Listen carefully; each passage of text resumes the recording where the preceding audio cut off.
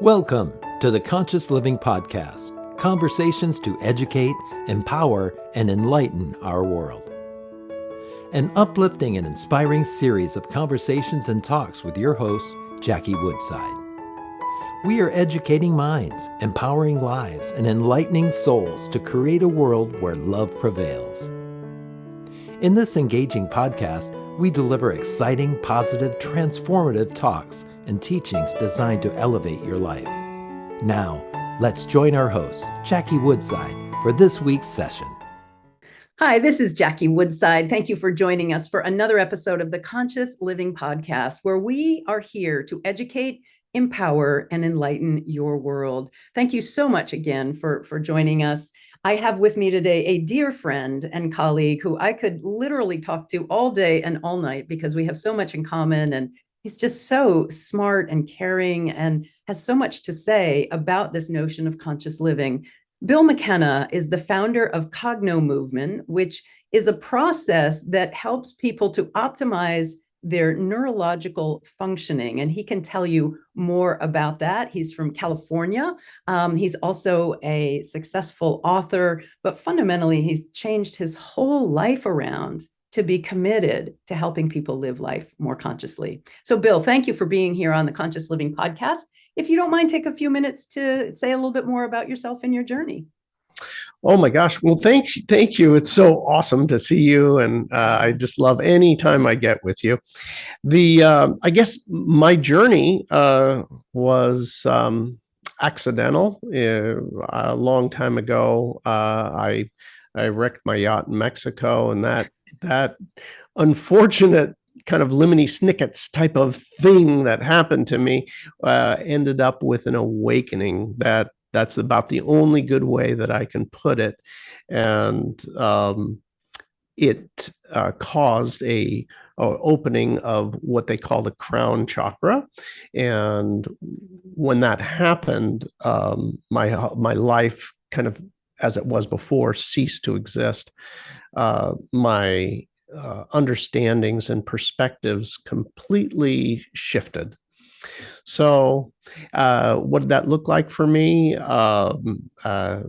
It turned into a bunch of different changes for me. All my people in my life kind of went away and new people came in.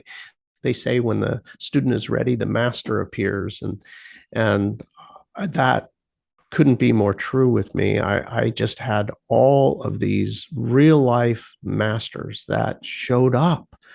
They showed up, and it was the kind of thing that these people were doing things that you would read about in the sacred spiritual text, like miracles would be happening, levitation, real life, no BS type of things like bilocating and healing people. And it was, I'm speaking, and I know anybody who's listening is like, oh my gosh, that really sounds like a lot of BS. And you know what? And before I would 100% agree with you. I mean, there's no way in hell I would have believed. I would have clicked the channel already. But my life prior to all of this was, it was all about Ferraris, helicopters, yachts, and and all those type of things. Very materialistic in the world. Yeah. So anyway. And so your awakening was just a spontaneous opening of the chakra, or did you have a near-death experience? You talked about crashing your yacht and then awakening. Were the two connected or no? They were connected. They were absolutely connected. It was a year prior, I had actually dreamed exactly what had happened. I dreamed on the port side in the middle of the night, there was this rock wall, and I hit it in the middle of the night. And sure enough, a year later, that's exactly what happened. And so much so that when I was there, I was like, oh my God, it's the dream again. It's oh no. But this time it was real. Yeah. Well, the way those events were connected, it forced me to stop. It forced me to stop in San Diego, and while the yacht was being repaired, and I ended up writing an entire book about the experience. It started with there was a woman that I was dating at the time, and she was somebody I couldn't get along with. We were back and forth over the years, over the decades, and I had decided, I'm going to really try to, since I'm stuck here in San Diego, maybe that's the reason I'm meant to stop and be here. And in an effort to get to know her better and understand why I could not get along with her, I ended up noticing like she was incredibly good at guessing. She was like, I'd be there and playing a game like, hey, what am I thinking? And she was like, oh, it's a fruit. It's an orange. Nope, it's a lemon. And it's like, what the hell? I don't even like lemons. I don't care about lemons. None of it. No lemons on the chicken. I don't care. If you would have talked about anything else, like Ferrari yachts, helicopters, and, easy bet, right? But for sure not a lemon. So anyway, I figured out that she was really good at that. So I got a bunch of books on kind of psychic development. What is that about? Well, maybe she was so intuitive that maybe if I just understood that better. And when I read all of these books, probably 15 books, I started to notice a trend after about, 8 books. And that was, anybody can have these psychic gifts or this intuition, but there's certain blocks, there's certain things that keep you from it. And I was very logic based. So I was interested in like, that's interesting. And so I knew it was true because, here's somebody I know, and they are pulling trillions of one odds out of their, right? It's real. And it's like, oh, okay, well, that's real, And so I was like, they said in the books, one of the blocks is religion, and I didn't have that. Another block is thinking it's evil or something, and it's not. But there was one block that all the books talked about, and that was resentment. And they said resentment is an incredibly low frequency, like of being. And I was the, not only the captain of my yacht, but the captain of resentments as well. And so I didn't forgive nobody for nothing, hold everybody accountable. Right. And so I walked through my life very angry. And with that, a lot of things happened to me. I had skydiving accidents, catastrophes, explosions in finances, and, all kinds of different problems that I made up for myself. And anyway, so I decided when I read all these books, I was like, hey, you know what? You could have these gifts, if you will, of intuition, but you need to let go of your resentments. And I basically just put the resentments on a scale. And I was like, hey, what am I going to get if I hold the resentments? Right. Absolutely nothing. And what am I going to get if I let it go? And I was like, oh my gosh, if I could have what she has, right, I am going to dominate. It'll be awesome, right? So it was completely selfish, right? Yeah. And which is funny because talk about a spiritual thing, but it was selfish, but it got me there, and I forgave, and with that, this abrupt opening in my crown, holy cow! I was not prepared. No, I knew nothing about the word chakra. I knew nothing about consciousness. The word conscious just was like, are you awake or asleep? Right. That's it. I literally wasn't interested and didn't know anything about anything. And oh my God, this happened. And it was like getting shot with morphine and having a 6-pack of beer. And it didn't stop. I would go to bed, messed up. I would get up, messed up. And this went on for days, then weeks, then months, then years. And it was What do you mean overwhelming. wake up messed up? What do you mean by that? Euphoric, bliss. Euphoric. Okay. So like you Yeah. couldn't quite get your feet on the ground. Yeah. Yeah. Like literally like buzzed, like, Wow. like whoa, whoa, whoa, whoa, buzzed.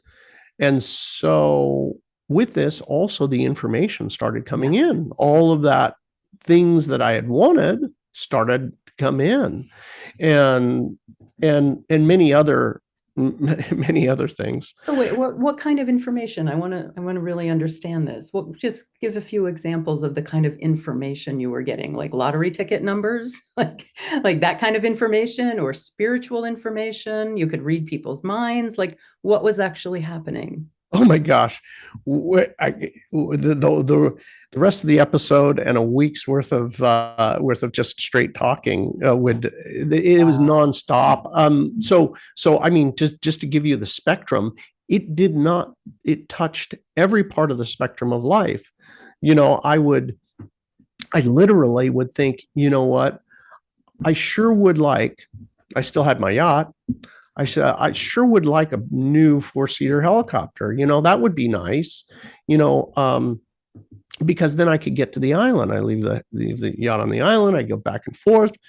And sure enough, I was like, oh, this company right here, you go put some money in that one. And literally, it was like that. And it was within maybe, I don't know, maybe 10 days. It was like, okay, now that's good, pull it out. And it was, full price of a brand new Oh, so you would helicopter. invest money. So you would get intuitive hits about where to invest your money, and then that would manifest the money you needed to buy the 4-seater helicopter. Exactly. Okay, got it. Exactly. So, I mean, but that was that, when I say the full spectrum of life, I mean everything. I was literally can remember sitting there and just playing games like who's going to come around the corner next. I can't see around the corner. Oh, it's going to be a female and she's going to be wearing a yellow flower dress. And it goes about to her knees. And so sure enough, there she comes around the corner. Hello. Feeling what other people feel.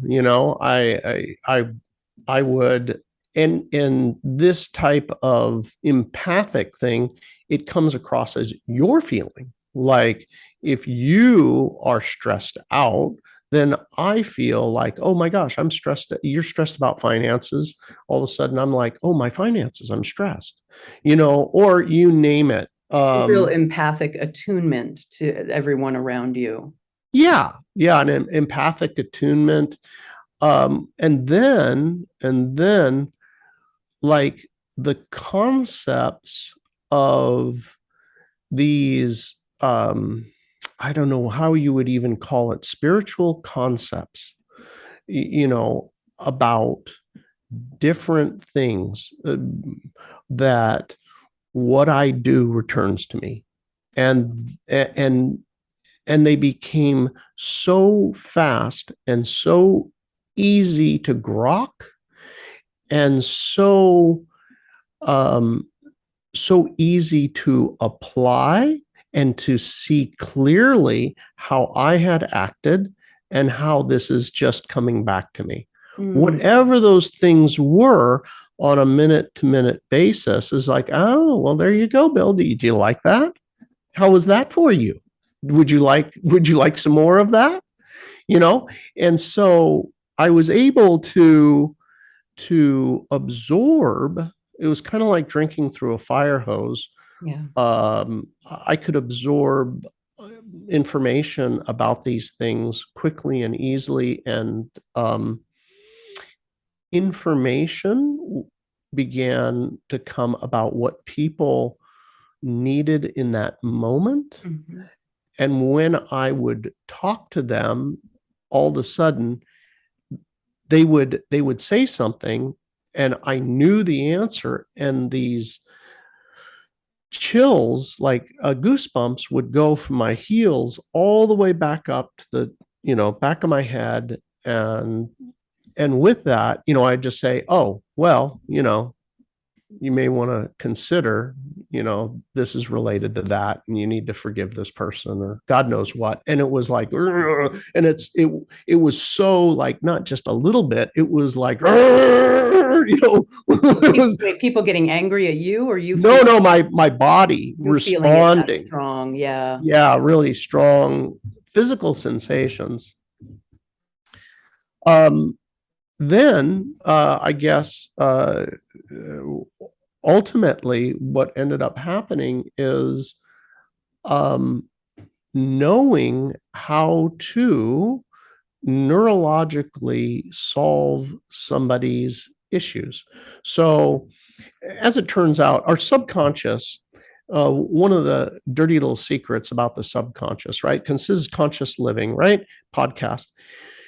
So our subconscious, everybody on this podcast knows that it controls 95% of what's going on in your life, right? Everybody knows that. But how does it do it? How does it do that? Well, one of the things that realized was that it does it by creating a feeling in your physical body. You actually get a feeling, and then you will act according to the feeling. If you think about the times in your life where, whatever it might be, maybe you were going to go on stage and you were like, oh no, I don't want to, I'm going to get sick, or I want to approach that good looking, male or female, or whatever, and you're like, oh no, what if? You're right. It creates a boundary of our life. Or on the other side of it, when you have this, you can't even, it's a reaction. You just have this great feeling. That great feeling as well is your subconscious giving you the complete freedom to go out and do what you want. So I began to not only understand that the subconscious expresses itself through the physical body, and that's the dirty little secret of how it controls 95% of what's going on in our life. But how the heck do you change it? How do you go from reaction to choice? When we're really afraid, it is incredibly difficult to make choice. We have literally limited choices. Everybody knows when you're in fear, the brain actually shuts down. Think about the times that you were really afraid. It was like, well, what do we got for options? Well, let's see. Option number 1, kill them. Option number 2, kill me. Option 3, go to jail. What? They're very, very limited options, right? And when our fear is gone, what happens is all kinds of new options open up. And it's amazing how this works in our physical brains and our neurological systems. Those are all there just to keep us safe. Yeah. To keep us alive. Absolutely. It's a fascinating process that led you to where you are. So you founded Cognomovement. Just say a little bit about what that is and how you were able to found Cognomovement.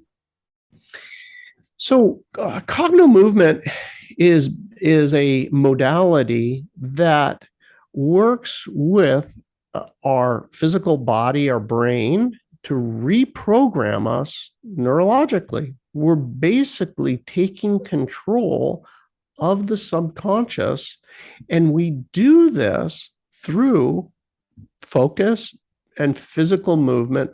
We stimulate you in different ways in order to get the body to release the unproductive viewpoints, right?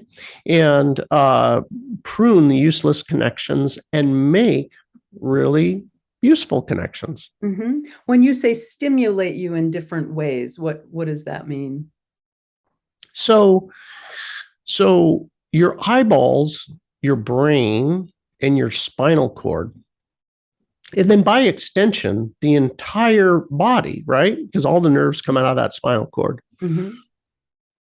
What we do is a number of different things to cause the reprogramming or rewiring, if you will. We'll utilize your eyes and particular eye positions, particular eye movements. We'll utilize the person's ears. The ears are actually the outer lip of the ear is connected to the spinal cord. In acupuncture, that is your spinal cord. Oh, wow. So, given that the eyes and the brain and the spinal cord are one system, there is a reflection of an issue when you move your eyes, or there will be a reflection of the issue literally in the ear. There'll be a sensitive place. And when the issue goes away, what happens is not only do the eyes fluidly move and you actually have broader physical perception, but you don't have the sensation in the ear as well. So we'll do certain physical movements. For example, a walking in a figure eight. So you'll literally walk and make a U-turn to the left, and then walk and make a U-turn to the right. And every time you do that, you shift by a U-turn, you shift lobes of the brain. Most people stay in one lobe of the brain, like me, right? I said I was very logical, right? And there's no space for anything else. So I was very logical. So I was in my left brain function. That's the logic. And then the right brain function is this other creative side. When you walk in a figure eight, every time you turn that loop, that U-turn, you force the brain into the opposite side. It's an amazing thing. Many people here probably heard the term labyrinth. There are something like 8,000 something labyrinths across the world. And a labyrinth is a pathway. It's like a pathway on the physical ground. It's not a maze, but it kind of looks like one. You walk in with an intention. Let's call it, I want help in this relationship. I want to figure it out.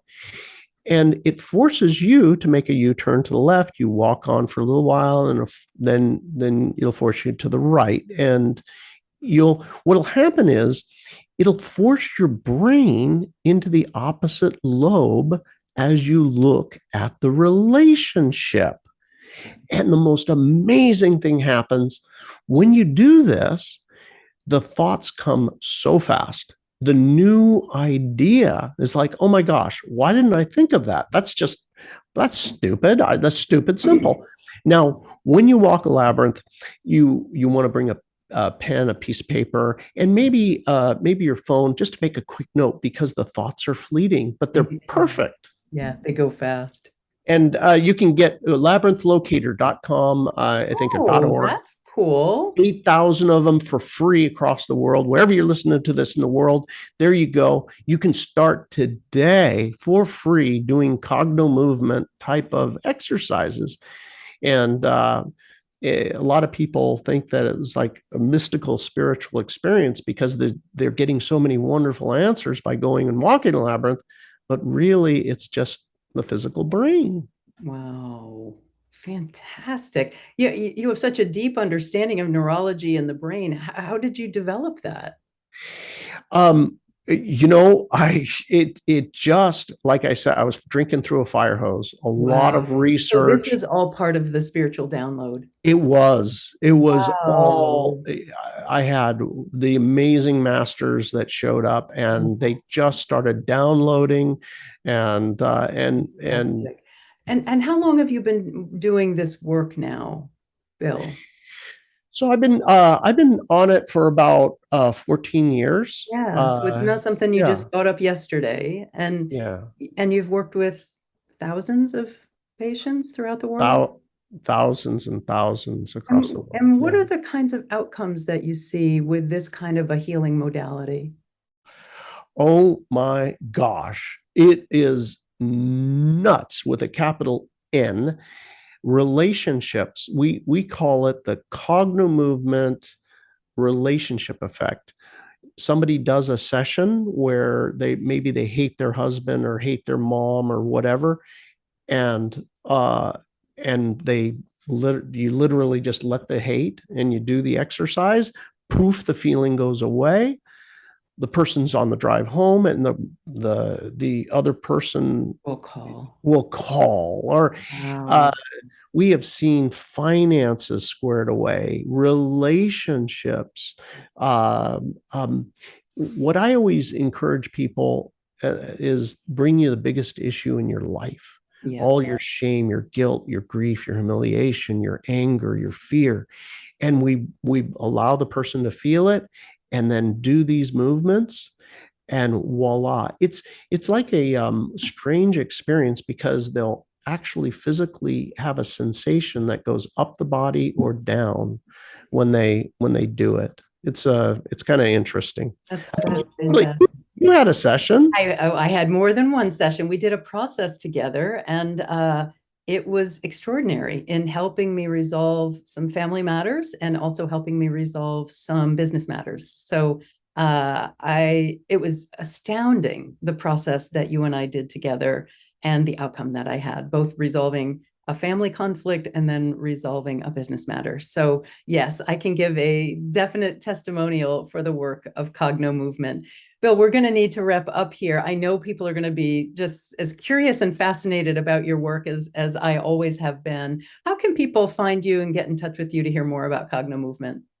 Cognomovement.com, Cognomovement.com. And if you go there and you input your email address and subscribe, you'll get 2 free ebooks. One of them is called Suffering is Optional, and the other one is called The Tiny Book of Big Manifesting. Nice. Oh, fantastic. Oh, I got to go subscribe and read those, although I already get your emails, so I don't know. I'll subscribe again. All right, Bill, thank you so much for being here with us on the Conscious Living Podcast, sharing your wisdom and your just very fascinating journey. It's always a delight to be with you. Thank you. Mwah.